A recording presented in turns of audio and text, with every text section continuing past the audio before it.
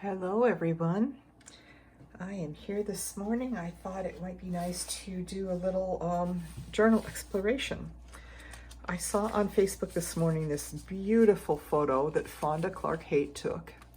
I asked her permission to use it as a reference photo, but I'm going to be painting an abstract, so it's not, my goal is not to paint flowers.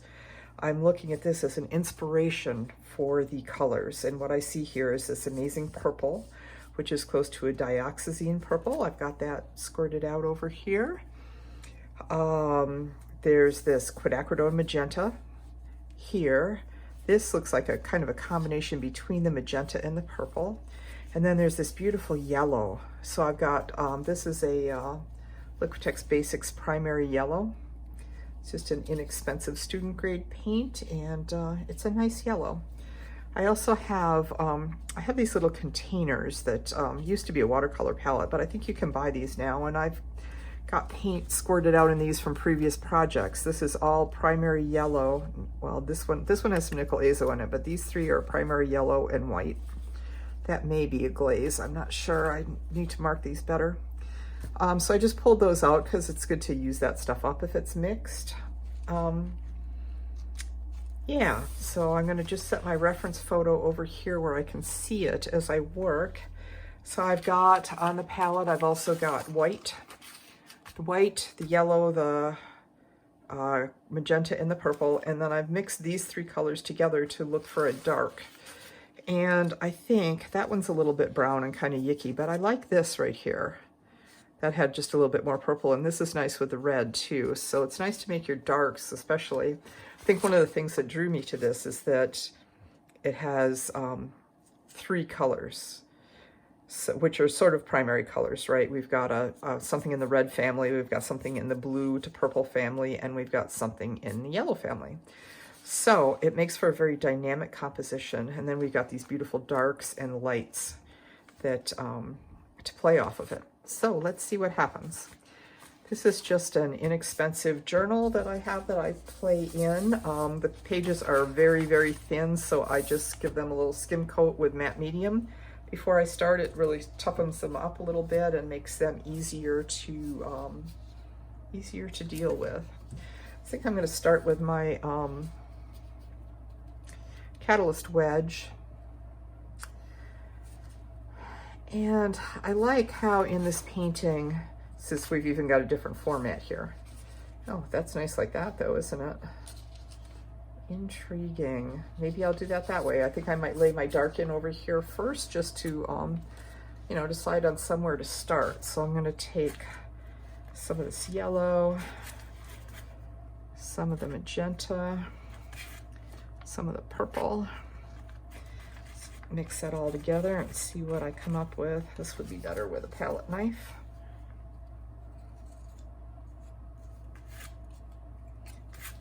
Looks pretty in its pre-mix stage.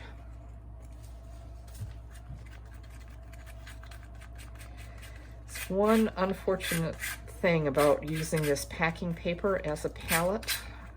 It's very environmentally friendly, but the brown background kind of affects things, so I need to look at it a little bit. Like, it looks quite brown there, but if I pick some of it up, it's actually a nice sort of a slightly brownish purple, so I'm pretty happy with that just the way it is. So let's clean off my palette knife, and let's see what happens if I lay some of that in over here. This red was just left over from another project, and I smeared it around on the page to just get started and not waste the paint. Okay, so that's purpler than I kind of wanted it to be. So let's add some, I don't think I want to go black with that. Maybe, well, let's see what it looks like if I mix black in with it. Sometimes black is not the best choice for darkening colors. Let's see what happens if we try that. I'll try just a little bit of black. I'll take a little bit of this. Oh, that's interesting. That's interesting. Okay. So I'm gonna just grab a bunch of, I use these big tubs of paint for black and white. It's just Liquitex Basics. So it's not a, doesn't have a high pigment load or anything, but it's a lot less expensive to buy them in the great big jars like this, and then they, it seems less precious to me, so I'm freer in using them. And I usually just take a piece of plastic to put it over the tub when I close the jar so that the paint doesn't get on the rim and make it very difficult to open. So I'll take about half of that, I think, and mix it up. Some black, and let's see what happens here.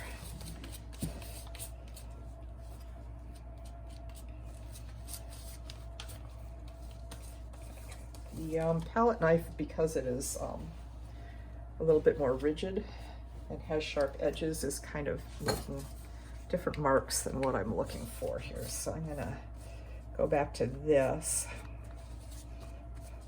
This is made out of silicone, so it's semi-flexible on the thinner edges, and then it's almost not, well, it's still flexible, but not very much on the fat edge.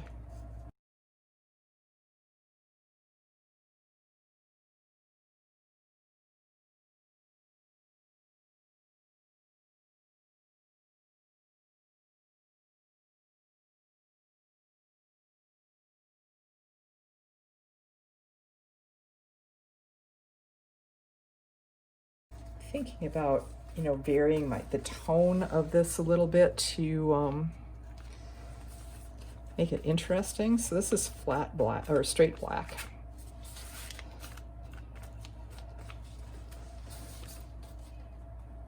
And I like now how that red is kind of showing through in places. That's interesting. Let's see, maybe a bit more of that again. I want to save some of that, or I can mix some more, of course, but just trying to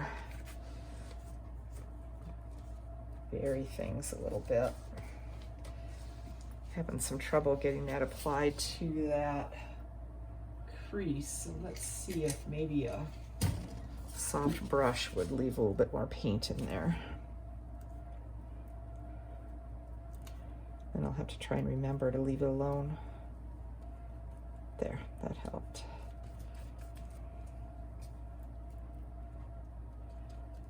I try not to get too much paint in these creases because it affects the way the book closes.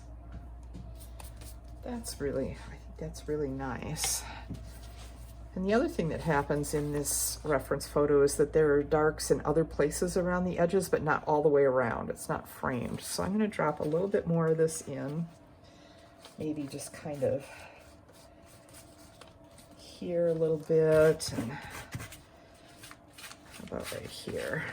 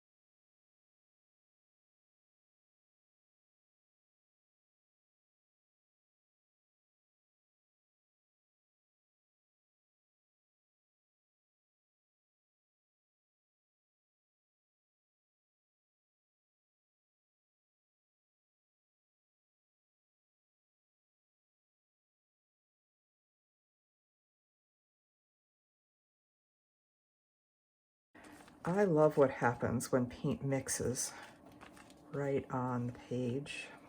Oh, look at that.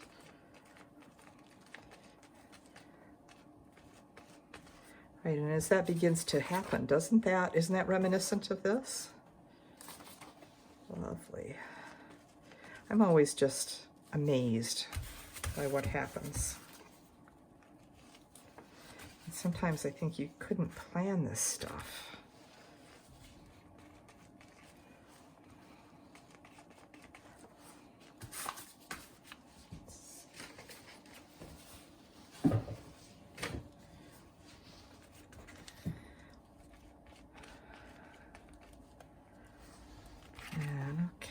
need some more purple. There it is. I don't know about you guys, but I spend more time looking for stuff, even when it's right in front of me, than painting, I think. And if I clean up my studio, it gets even worse.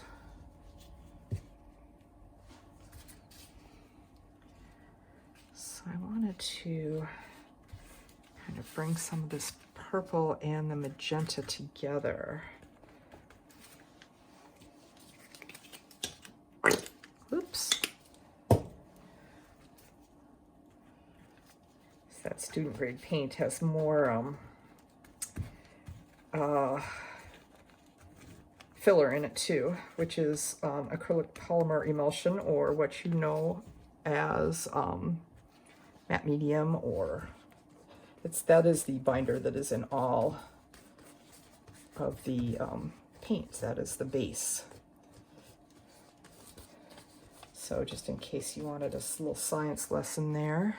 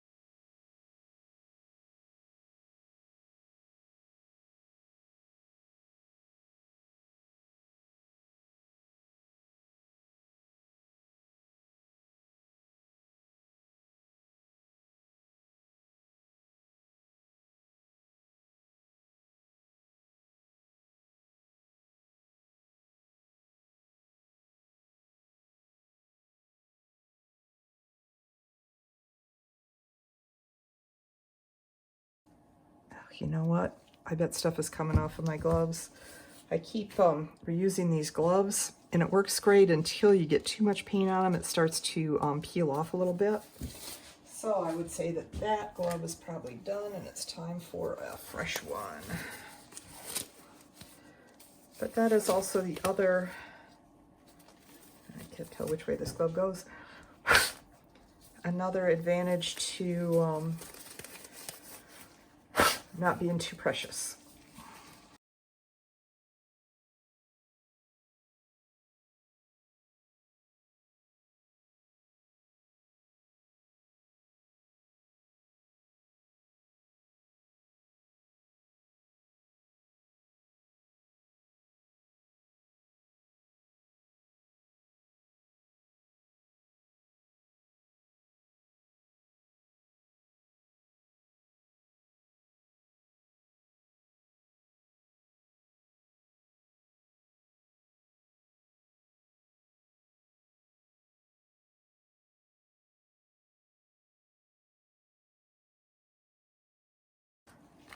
So I'm not really trying to describe flowers so much, but they're on my mind because of this amazing photograph.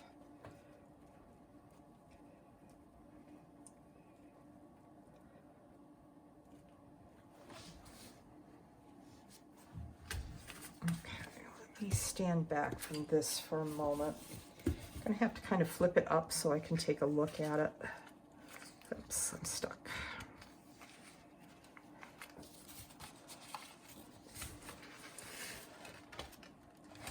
Okay, I can see already. Got some nice movement in this direction. Don't want it to be too directional that way. I think I noticed before, maybe that straight line right there was kind of bothering me.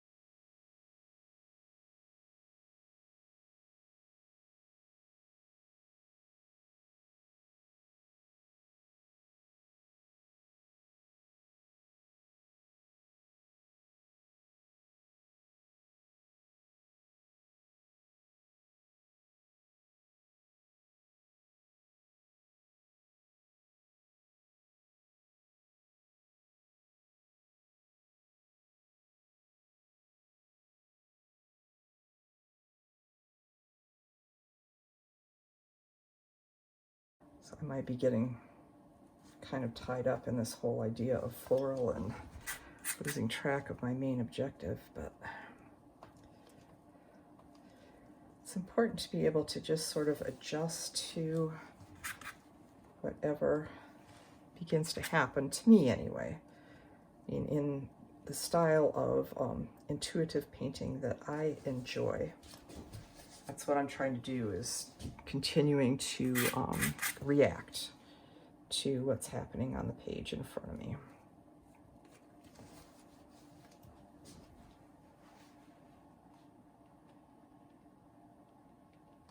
Okay. That's gone through a couple of different things, but there it is. All right, thank you so much for watching.